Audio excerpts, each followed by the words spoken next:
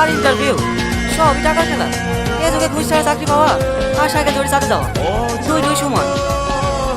লেলার মন খারাপ করিস না, আপনি চাকরি হবে। এদালে ধর। মোবাইল তুমি এত টাকা কোথায় পেলা?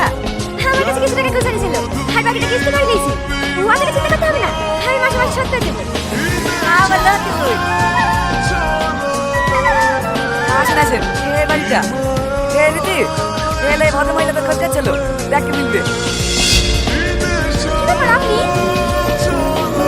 আমাদের চোখের সামনে সেটা যখন 2 বছর বয়স মাটা মারা গেল, কিছুদিন পর চিকিৎসা হবে বাপটাও মারা গেল।